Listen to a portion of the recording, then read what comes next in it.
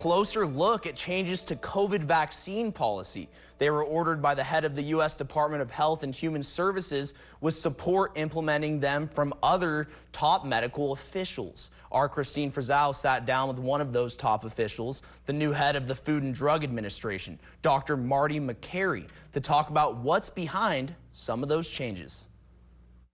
From the highest levels of government, the changes have been sweeping.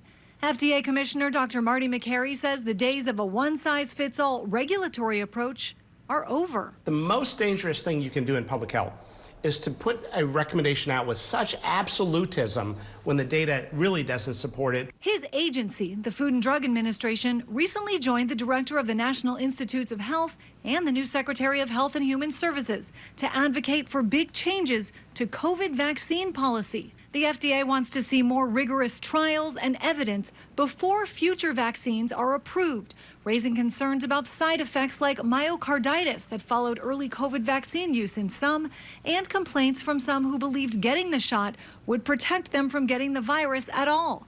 The CDC recently removing healthy pregnant women and healthy children aged 6 months to 17 years from its recommended list. The COVID emergency is over, and people are appropriately asking, if I'm healthy and young, do I need that COVID booster? And we are telling the companies that we're not going to blindly stamp a COVID vaccine for young, healthy children every year. We'd like to see some updated clinical trial information. When the vaccine is no longer recommended, that means it's no longer covered in a lot of cases.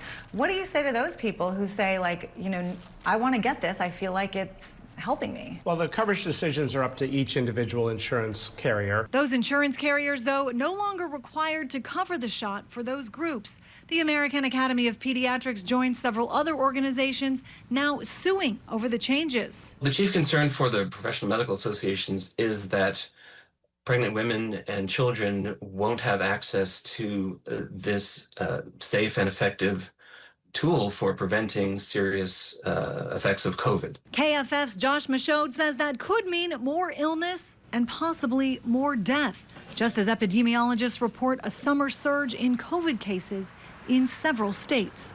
I'm Christine Frizzell reporting.